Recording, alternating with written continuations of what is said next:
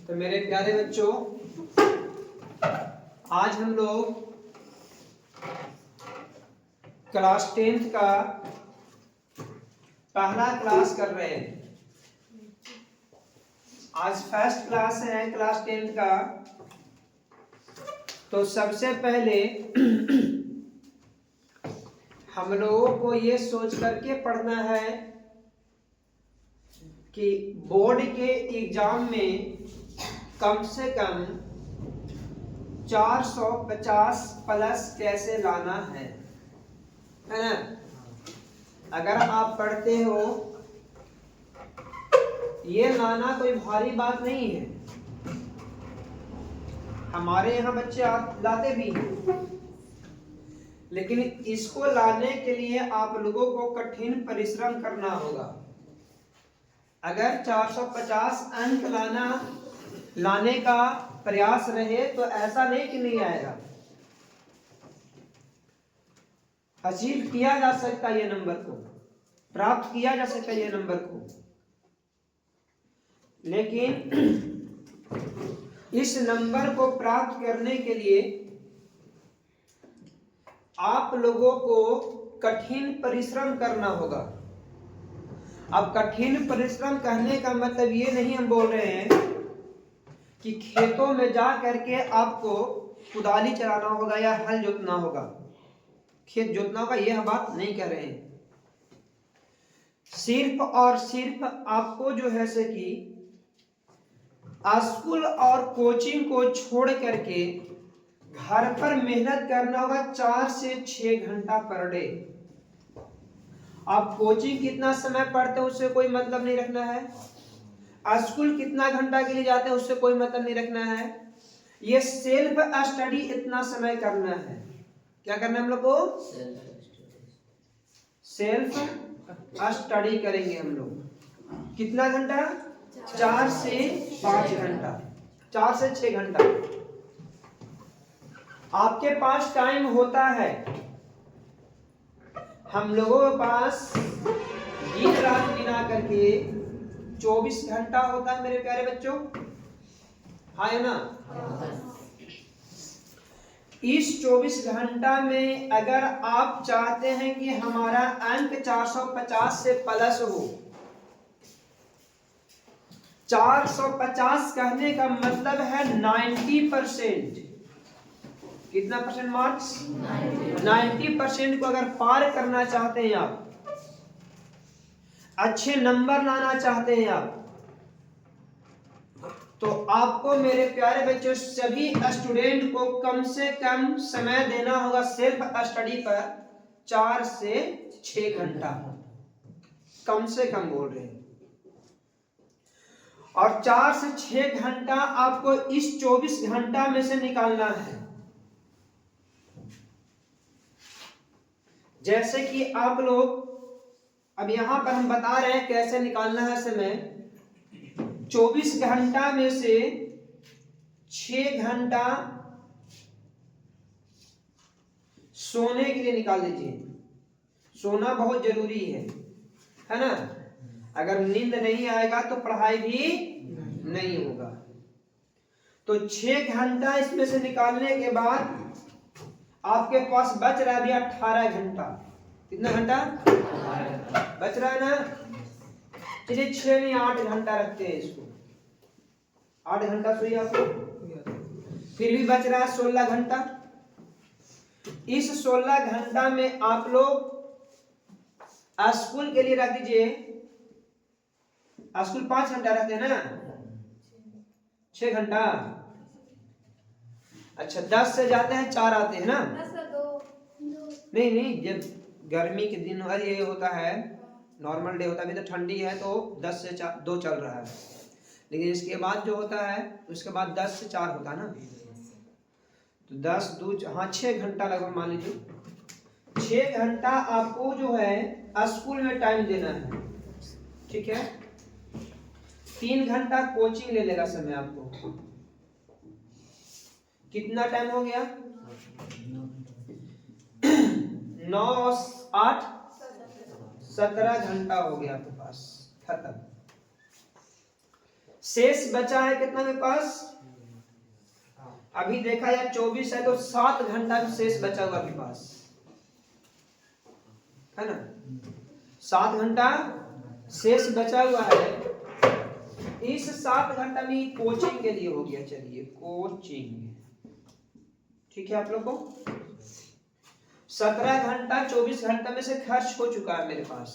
अब शेष बचा है कितना, तो 7 घंटा। कितना घंटा बचा प्यारे बच्चों, 7 घंटा। इस 7 घंटा में आप लोगों को करना क्या होगा कि 4 से कम तो 5 घंटा दे सकते हैं सेल्फ स्टडी पर।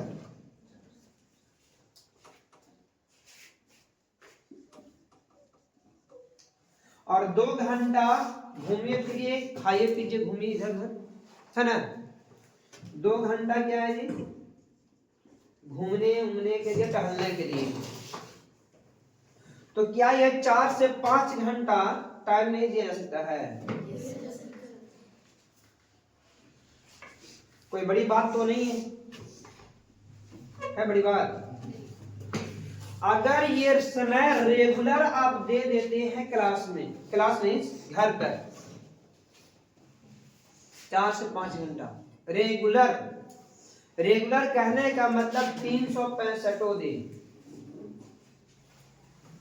है ना। कितना दिन? अगर पढ़ाई पर इतना रेगुलर टाइम देते हैं आप 365 दिन 4 से 5 घंटा, तो मेरे प्यारे बच्चों ये अंक प्राप्त करना कोई बड़ी बात नहीं हो जाएगी।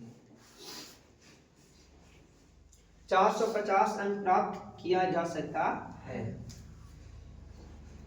अब है कि सर सेल्फ स्टडी में हम क्या पढ़ेंगे? अगर सेल्फ स्टडी करना है तो 4 घंटा हम क्या पढ़ेंगे? तो सबसे पहले स्कूल और कोचिंग का होमवर्क मिलता होगा आप लोग को।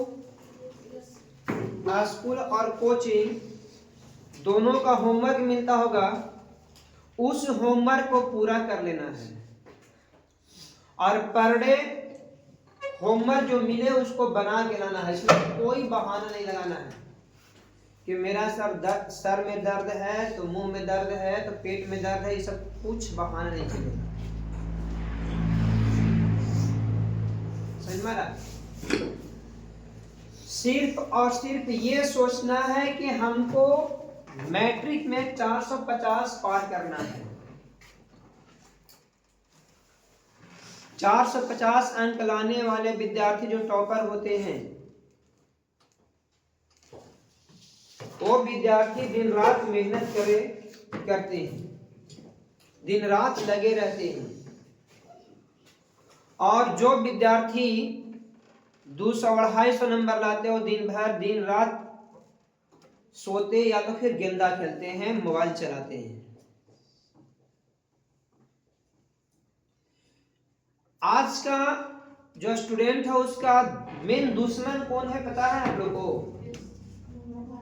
हाँ, सबसे बड़ा दुश्मन है मोबाइल। अगर मेरे प्यारे बच्चों, अगर आप चाहते हैं कठिन परिश्रम करना, बढ़िया से पढ़ना, तो सबसे पहले आपका जो प्यारा दोस्त पैकेट में जाकर बैठा हुआ है ना, उसको दूर कर दीजिए। सिर्फ बिना मतलब का आपका टाइम वेस्ट करता है। क्या उससे कुछ कर लेते हैं आप? उससे पैसा कमा पाते हैं? उससे पढ़ पाते हैं आप? नहीं पढ़ पाते हैं। तो स्टूडेंट, अभी हमको ऐसा नहीं लगता है कि 9-10 के बच्चों को मोबाइल की आवश्यकता है। अगर मोबाइल आप रखे हैं तो उसमें भी कुछ क्लासेज होते हैं, ऑनलाइन क्लास होते हैं, आप ऑनलाइन क्लास कीजिए, कोई दिक्कत नहीं है। ज्ञान की बात भी उससे मिल सकती है, लेकिन बच्चे मिसयूज ज्यादा करते हैं। मैं आप लोगों से यही कहूंगा कि आपका जो प्यारा मित्र मोबाइल है, उस मोबाइल को ज्यादा नहीं 2 महीना दूर करके देखिए और पढ़ करके देखिए दोनों में क्या अंतर होता है। मोबाइल रहता है उस समय और मोबाइल नहीं रहता उसमें डिफरेंस क्या है।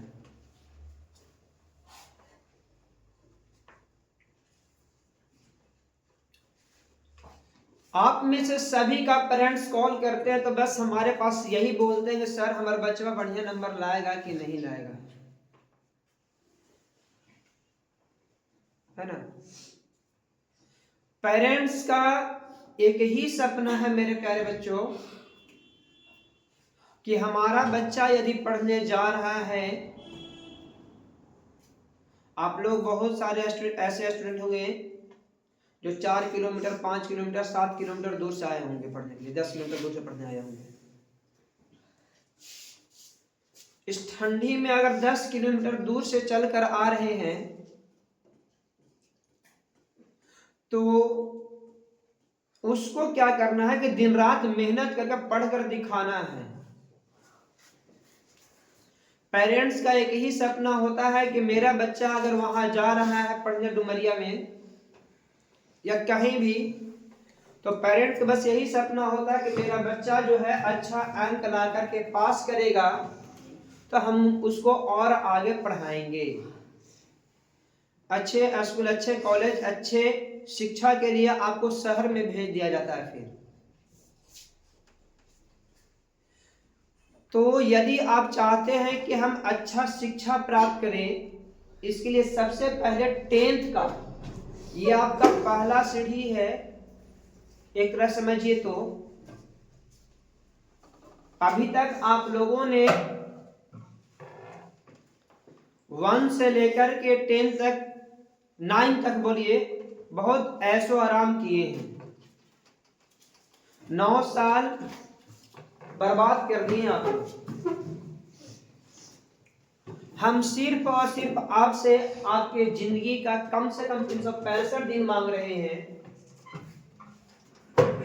अगर ये 365 दिन आप अच्छे से हमारे साथ बिता लेते हैं, ये टाइमिंग दे करके, तो हमको नहीं लगता है कि ये अंक प्राप्त करना बहुत कठिन होगा। इसलिए मैं आप सभी से निवेदन करता हूं कि घर पर सेल्फ स्टडी जरूर कीजिएगा। टॉपर बच्चे जो होते हैं वो सेल्फ स्टडी के बदौलत, न कि कोई कोचिंग के बदौलत होते हैं। हाँ, कोचिंग का भी हाथ होता है, लेकिन हमारे यहाँ कोचिंग होते हैं तो कोचिंग में जो बच्चा टॉप करता है उसको लोग दिखा देता है लिस्ट में कि मेरा बच्चा देखिए 485 नंबर लाया, 480 नंबर लाया। और जो बच्चा फेल करता है उसको बिल्कुल कोई नहीं दिखाता है। सही बात है ना, ये कड़वा सच है। अगर ये कोचिंग का हाथ होगा कि हम अपने बच्चों को इतना नंबर ला देते हैं तो फेल क्यों करता है? फेल तो फिर नहीं करना चाहिए। यदि कोचिंग कहता है कि हम अपने बच्चों को हम जो है से इतना अंक ला दे, उसको लाने में हेल्प किए हैं, हमारे बदौलत लाया है, ये टीचर लोग कहते हैं हम पढ़ाए तो लाया है, तो उन्हीं का पढ़ाया हुआ बच्चा भी फेल करता है। उन्हीं का पढ़ाया हुआ बच्चा भी फेल करता है। उस समय ये नहीं कहे कि हम इसको पढ़ाए थे तो फेल किया था, कोई नहीं बोलता है ना। तो फेल होने का रीजन क्या था? फेल होने के रीजन ये है कि वो घर पर टाइम नहीं देता था।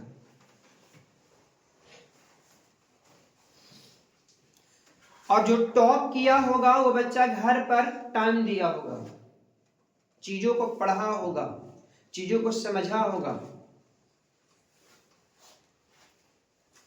तब जाके उस लड़के का उस लड़की का अच्छा अंक प्राप्त होता है। इसमें हम टीचरों का कोई बड़ी रोल नहीं होता है।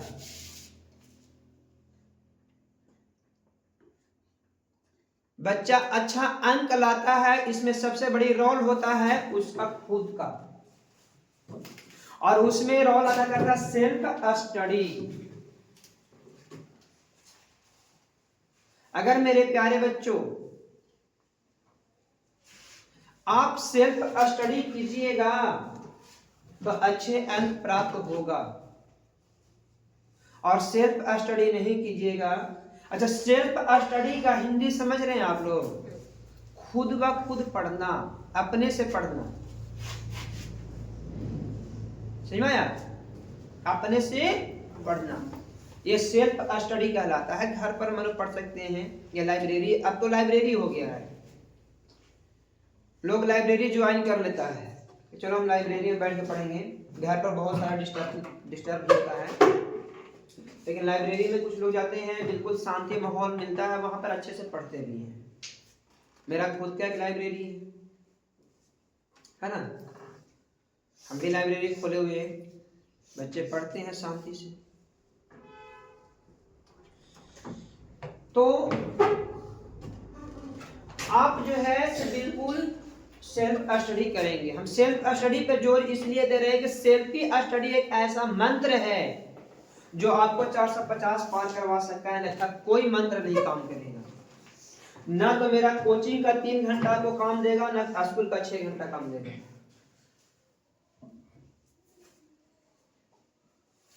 समझ में आप लोग? काम देगा कौन वाला सबसे ज्यादा? सेल्फ स्टडी वाला। अब इस सेल्फ स्टडी में क्या क्या पढ़ेंगे हम सर? तो सेल्फ स्टडी में सबसे पहले करना क्या है कि आपको जो होमवर्क मिलता है उस होमवर्क को क्लियर कर लेना है। पहली बात तो ये होगा कि हम लोग अपना अपना होमवर्क क्लियर कर लेंगे। होमवर्क क्लियर करने के बाद जो आपके पास टाइम बचेगा मेरे प्यारे बच्चों, उस टाइम के बाद आप लोगों को जो अगले क्लास में पढ़ना उस चीज को पढ़ना है। आधा घंटा उस पर टाइम दीजिए, पढ़ के रीडिंग करना जाइए। अब रीडिंग करने से फायदा ये है कि एक तो बात है कि चीजें आपको दिमाग में घूम रहा होता है क्या पढ़ना है हमको, और टीचर जैसे ही उस चीज को बताता है तो आपको दिमाग में आएगा हाँ ये वाला सही था, तो उससे आपको याद हो जाएगा। ठीक है, क्या हो जाएगा? याद। जब बहुत सारे चैप्टर हो जाते हैं, पढ़ाई हो जाता है, तो उस दरमियान करना क्या चाहिए? हमको पीछे का रिवीजन पर डे करना चाहिए। कभी आप लोग मामा के नाम भुलाते हैं? नहीं भूलते होंगे। पापा के नाम भूल पाते हैं? नहीं भूलते। दादा के नाम भूलते हैं? रीजन क्या है? लेकिन परदादा का नाम भूल जाते हैं, इसके पीछे का रीजन क्या है? रीजन यह है कि परदादा का नाम कहीं न कहीं सुनने के लिए मिलता होगा, कभी कभी सुनने के लिए मिलता होगा आप लोगों को, लेकिन दादा और पापा का नाम लगभग दिन मिलता है, इसलिए हमेशा याद रहता है ना? बात सही है या नहीं? जिसका नाम ही नहीं सुनेंगे वो हमको याद रहेगा। अगर आप रिवीजन पर डे उसको एक पन्ना पढ़ते जाएंगे तो आपको रटने की आवश्यकता है क्या? बहुत सारे लोग बोलते हैं कि हम बच्चों को रटवाते हैं, रटवाने से कुछ नहीं होगा।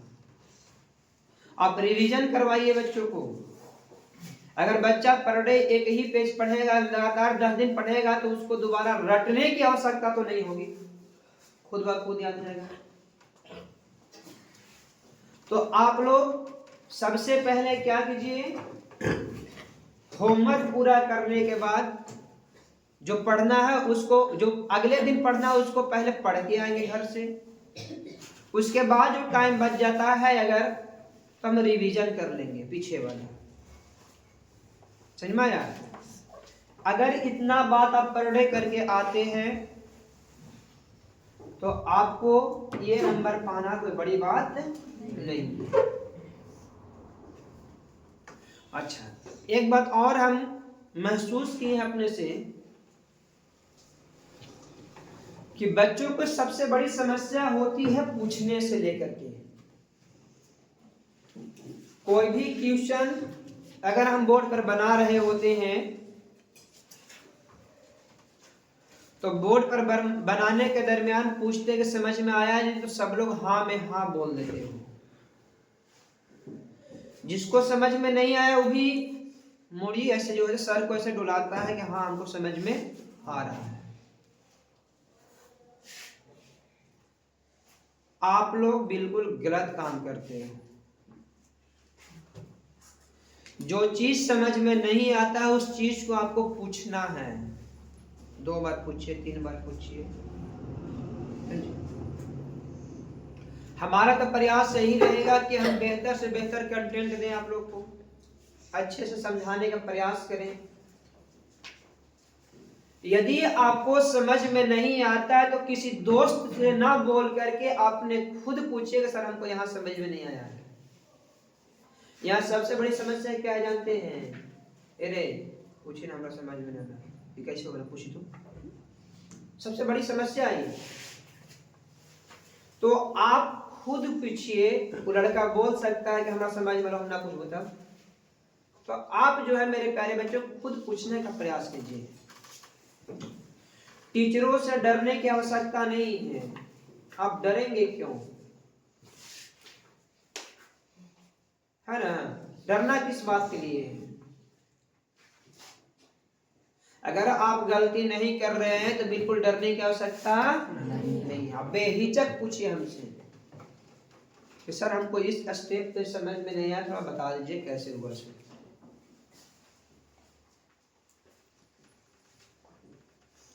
और उसको और बेहतर तरीके से बताने के फिर हम प्रयास करेंगे, है ना? तो सबसे ज्यादा दिक्कत लड़कियों को होता है, डरती और शर्माती हैं। लड़के भी शर्माते हैं कि हम पूछें हमारा बेइज्जती हो जाएगा।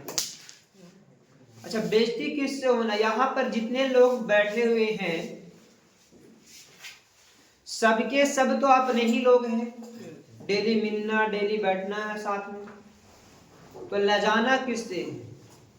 हम ससुराल तो गए नहीं, इस साली के सामने बेइज्जती हो जा रहे हैं, है ना? हम लोग सब दिन एक साथ बैठने वाले लोग हैं, तो लजाना किससे? किसी से नहीं, शर्म तो नहीं है। अच्छा, डर की बात है। आप जब पैसा देकर कोई सामान खरीदते हैं और सामान दुकानदार जो खराब सामान देते हैं तो आप लेते हैं क्या? बताइए। अगर दुकानदार खराब सामान हमको दे दे, हम ले लेंगे? नहीं लेंगे। क्यों नहीं लेंगे? बोलिए। पैसा दे रहे हैं आप। तो यहाँ जब कोचिंग में पढ़ने आते तो यहाँ पैसा नहीं देते हैं आप? तो यहाँ आपका बोली क्यों नहीं निकलता है ना? बात है, पैसा तो आप यहाँ भी दे रहे हैं ना, कि पैसा नहीं दे रहे हमको? दे रहे हैं। हर एक मंथ पूरेगा हम बोले लगे पैसा दो रहे, पैसा दो रहे, बहुत दिन हो गया। तो जब आप दुकानदार के साथ लड़ते हैं कि नहीं हमको अच्छा सामान दीजिए, तो मेरे साथ क्यों नहीं बोलते सर हमको अच्छा से बताइए, हमको समझ में नहीं आया? ये तो हमारे साथ ही बोल सकते हैं ना आप लोग। लेकिन ज्यादातर बच्चे जो होते हैं ऐसा प्रतीत होता है कि मुंह में किक लगा के आए हैं और बोलते नहीं, या तो फिर मौन धारण कर लिए। 1-2 बच्चे पूछते हैं, बाकी अधिकतर बच्चे ऐसे होते हैं जो बिल्कुल शांत रहेंगे। हमको तो बहुत समझ में आ गया। जब उन्हीं लोग को बोर्ड पर बुलाते हैं या होमवर्क दे देते हैं तो दूसरा दिन क्या बहाना रहता, सर यहाँ तो समझ में आ गया था और घर जाकर के भूल गए। घर पर भूलने का एक और रीजन है कि जब हम चीजों को यहाँ बता रहे होते तो आपको दिमाग में फुटबॉल, क्रिकेट और मोबाइल चल रहा होता है। हम खेलने के लिए मना नहीं कर रहे हैं। 2 घंटा हमको टाइम दिए थे, हम खेलना कूदना, इन्होंने घूमने दिए थे ना, आराम से आराम खेल कूद सकते हैं। आप शाम में 7 बजे से बैठे से 10-11 बजे तक बैठे रहिए, आराम से कम्बल ले लीजिए, ओढ़िए, बैठ जाइए। अगर आपको इसे बैठने में दिक्कत है तो एक सेंटर टेबल मिलता है या स्टडी टेबल भी मिलता है, बेड पर रह करके ही पढ़ सकते हैं आराम से, कोई दिक्कत नहीं होगा। स्टडी टेबल 250 में मिलता होगा, 300 में। तो स्टडी टेबल का प्रयोग कीजिए, ज्यादा भारी से झुकना नहीं पड़ेगा, आराम से रख के लिख लीजिएगा बैठे बैठे। तो 3 से 4 घंटा तक वही हो गया, 7 से 11, 10 कम से कम पढ़ लीजिए, 10:30। अभी 7 बजे का इस कोचिंग है यहाँ, आराम से 11 बजे तक सुतिए और सुत कर 4 बजे उठ जाइए, 5 बजे उठ जाइए, 5 से 6 फिर पढ़िए थोड़ा सा 1 घंटा।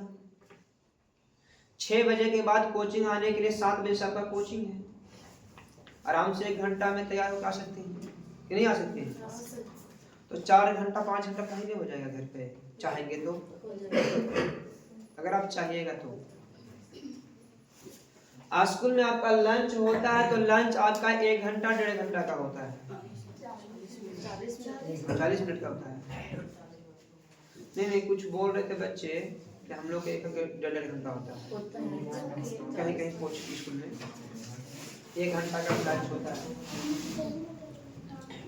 कुछ बच्चे ही बोल रहे थे, हमको पता नहीं है, हालांकि जो टाइम हुआ सरकारी वही रहता होगा। अच्छा, उस 40 मिनट की अगर बात करें तो लंच करने में कितना समय लगता है आप लोगों को? 10 से 15 मिनट। 15-20 मिनट स्कूल के टीचर को ही पूछिए, ट्यूशन के सर ये वाला हमरा नहीं बना तो बता दीजिए, ऑफिस में जाकर पूछिए, नहीं बताइए लोग। कौन बोलते हैं ये बात, ट्यूशन कहाँ ले जाते हैं? टीचर को बोलिए ट्यूशन कहाँ ले जाते हो, उससे आपको क्या मतलब है? हमसे नहीं बनना, आपसे पूछ रहे हैं, बताइएगा। अगर कोई भी टीचर ये बात बोलते हैं कि आप ट्यूशन क्यों जाते हैं, हम कहें कि आप स्कूल क्यों जाते हैं, तो ये तो गलत बात है। आपको सरकार पगार किस बात की देती है, पेमेंट किस बात की करती है कि बच्चों को ट्यूशन के भरोसे छोड़ दीजिए? इस बात के लिए तो पैसा नहीं दिया जाता होगा आप लोग को, पैसा दिया जाता पढ़ाने के लिए ना। अगर हमसे नहीं बन रहा है सर तो आप बताइएगा ना हमको समझाइए, तरीके से बोलिए कि सर आप बताइए, अगर ऐसे आप बोलिएगा तो कैसे होगा काम? हमसे नहीं बन रहा, आपसे पूछ रहे हैं। अभी फिलहाल हम स्कूल में हैं तो आपसे ना पूछेंगे कि कोचिंग वाला सर के पास जाएं, कोचिंग में जाएंगे, नहीं बनेगा तो कोचिंग वाले सर से पूछ लेंगे। अब ऐसा नहीं है बाबू कि अगर स्कूल का डाउट मेरे पास लेकर आओगे तो हम नहीं बताएंगे, मेरा डाउट लेकर स्कूल पास जाओगे तो स्कूल वाला नहीं बताएंगे, बताना चाहिए सर को, है ना? आप शिक्षक हैं, आपको बताना चाहिए कि डाउट कहीं का भी हो, स्कूल का या कोचिंग का। आप लोगों से मैं बार बार ये बात बोलता हूं कि आप लोग घर पर मैथ बनाइए या कुछ भी, कोई भी सब्जेक्ट पढ़िए, दिक्कत होती है उसी समय फ़ोन कीजिए, तो फ़ोन का ज़माना है, फ़ोन तो है ही, फ़ोन की सर ये वाला टीचर हमको दिक्कत थोड़ा बता दीजिए। अगर बनने लायक होगा, फ़ोन पे समझाने लायक होगा तो हम समझा दिया करेंगे, या दूसरा दिन आ करके बेहिचक पूछिए सर ये वाला हमको डाउट था, थोड़ा बता दीजिए, तो बिल्कुल आपको बताया जाएगा। तो इन सब चीज़ों पर विशेष ध्यान देना है। तो ये अंक लाना कठिन है क्या? अपने हौसला को बनाए रखिए कि मेरा ये अंक पार करना है। अगर आपके दिमाग में सेटल रहेगा कि हमको 480 लाना है तो 450-60 आएगा ही, उसी के अनुकूल आपको पढ़ाई भी करना होगा घर पर। किसी ने बहुत अच्छा बात बोला है, रख हौसला वो मंजर भी आएगा, रख हौसला वो मंजर भी आएगा, प्यासे के पास चलकर समंदर भी आएगा। रख हौसला वो मंजर भी आएगा, प्यासे के पास चलकर समंदर भी आएगा। तुम जज्बा रख जीतने का, मंजिल भी मिलेगा और मिलने का मजा भी आएगा। तो सबसे पहले आपके अंदर वो हौसला होना चाहिए, वो हमारा जो मंजिल है उस मंजिल को प्राप्त करना है। चाहे हमको जो भी करना हो, मंजिल को प्राप्त करना है तो एक न एक दिन आप उस मंजिल को जरूर पाइएगा। और जिस दिन मंजिल मिल जाएगा उस दिन मजा आ जाएगा। जिस दिन आपके दिमाग में चल रहा था कि हमको 450 पार करना है, आपने हार्डवर्क किया होगा, आपने कठिन परिश्रम किया होगा, और जिस दिन ये वाला रिजल्ट दिखाई देगा उस दिन आप खुशी से सारे गांव में, अपने गांव में अगल बगल लोगों को मिठाई बांटते हैं। तो खुशी मिलती है ना? नहीं मिलती। तो आप लोग को अच्छे समझ में आ गया होगा कि हम क्या कहना चाहते हैं। सिर्फ और सिर्फ ध्यान देना है घर पर पढ़ाई पे। घर पर पढ़िए, मन लगा के पढ़िए, दिन रात पढ़िए और अच्छे अंक प्राप्त होगा ही। और जो आपका प्यारा मित्र आपके घर पर इंतजार कर रहा होगा भी कि आएगा, चार्ज में से निकालेगा, हमको चलाएगा, तो उन मित्रों को बोलिए कि कुछ दिन हमरा से दूर रहो। ठीक है? उस मित्र को क्या कहना है कि आप कुछ दिन तक के लिए हमसे दूर रहिए, फिर मिलेंगे अगले साल 2027 में फरवरी बाद। और जब आपका अच्छा अंक प्राप्त हो जाता है मेरे प्यारे बच्चों, तो बहुत सारे लोग आपके घर पर आते हैं, बधाई देते हैं, आपके पापा का नाम रोशन होता है, हमारा भी नाम रोशन होता है, स्कूल का भी नाम रोशन होता है। तो अगर ज्यादा से ज्यादा बच्चा को ये अंक प्राप्त हो जाए तो बताइए कि सबके पापा खुश रहेंगे, हम भी खुश रहेंगे, स्कूल का टीचर भी खुश रहेंगे, मैम लोग, है ना? आपका प्रिंसिपल मैम ही है ना, स्वाति मैम, वो भी खुश रहेंगे। चलो मेरा स्कूल का नाम रोशन हुआ। और जो भी टीचर कहते हैं कि स्कूल ट्यूशन किस लिए जाते हो, कोचिंग किस लिए जाते हो, तो आप शिकायत मैम से कर सकते हैं। अपने प्रिंसिपल को बोलिए कि सर देखिए मेरे साथ ऐसा ऐसा ये बोलते हैं कि आप स्कूल क्यों जाते हैं, हम नहीं बताएंगे, तो उनका क्लास लिया जाएगा। ठीक है? लेकिन टीचर को ऐसा नहीं बोलना चाहिए, शोभनीय बात नहीं है कि आप कोचिंग क्यों जाते हो। ठीक है? तो आज मेरा पहला दिन था। पहला दिन में हम लोगों ने ये सीखा कि 450 अंक लाने के लिए हमको क्या क्या करना।